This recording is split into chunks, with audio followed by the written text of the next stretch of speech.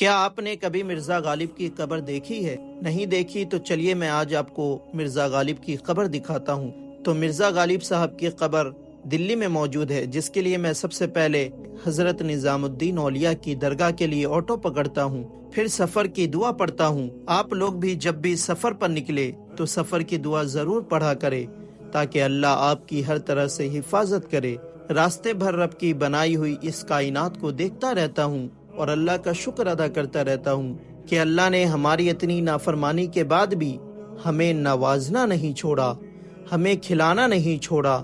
اتنے میں یہ سفر کٹ جاتا ہے اور میں اپنی منزل کو پہنچ جاتا ہوں اور مرزا غالب صاحب کی قبر کی طرف بڑھنے لگتا ہوں۔ راستے میں یہ بلڈنگ دکھتی ہے، یہی ہے تبلیغی جماعت کا مرکز، جہاں دنیا بھر کے لوگ تبلیغ میں آتے ہیں۔ اسی بلڈنگ سے کچھ قدم چلنے کے بعد بالکل سامنے مرزا غالب کی قبر ہے۔ اتنے میں میرا ایک سبسکرائبر مل جاتا ہے، جس سے مل کر بہت اچھا لگتا ہے۔ اللہ کا میں جتنا شکر ادا کروں کم ہے کہ جس نے میری محبت آپ لوگوں کے دل میں ڈال دی۔ پھر مرزا غالب صاحب کی قبر کی طرف بڑھنے لگتا ہوں۔ مرزا غالب شاعری دنیا کے بہت باوقار ہستی ہیں، جنہوں نے اردو زبان کو دنیا بھر میں پھیلایا اور شاعری کی دنیا میں ایک انقلاب برپا کر دیا، جن کا نام مرزا اسد اللہ تھا اور تخلص غالب تھا، جن کی زندگی میں ہر ایک پہلو ملتا ہے۔ بچپن سے لے کر بڑھاپے تک انہوں نے کیا کچھ نہیں کیا، ثقافت سے لے کر ذہانت تک، ذہانت سے لے کر تربیت تک، تربیت سے لے کر عیاشی تک، عیاشی سے لے کر شرابی تک، شرابی سے لے کر عشق مجازی تک، عشق مجازی سے لے کر عشق حقیقی تک، جو کہ آپ کو ان کی شاعری پڑھنے سے پتہ چل جائے گا۔ ان کی زندگی سے ایک بہت بڑا سبق یہ بھی ملتا ہے کہ کبھی بھی برے لوگوں کی صحبت اختیار مت کرو، ورنہ تمہاری زندگی برباد ہو جائے گی۔ دنیا میں بھی رسوا ہو جاؤ گے اور آخرت میں بھی رسوا ہو کر رہ جاؤ گے۔ یہ ہے مرزا غالب صاحب کی قبر۔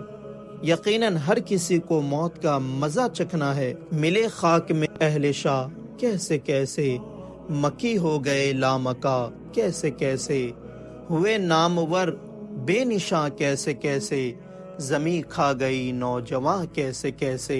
تو چاہے تم کتنے ہی مشہور کیوں نہ ہو جاؤ، کتنے ہی دولت مند کیوں نہ بن جاؤ، ہر کسی کو اس زمین کے اندر ہی جانا ہے۔ تو جاؤ تو اللہ کے ولی بن کر جاؤ، نامور بن کر مت جاؤ۔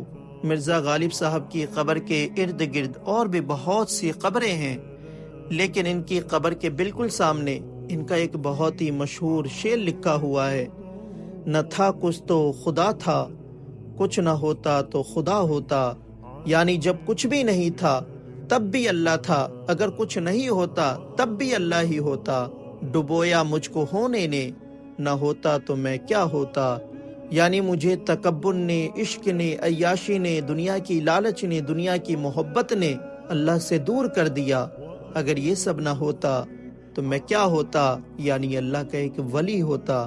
تو سوچنے والی بات یہ ہے کہ دنیا میں کامیاب ہونا اصل کامیابی نہیں ہے، بلکہ دنیا کے بعد کامیابی حاصل کرنا اصل کامیابی ہے۔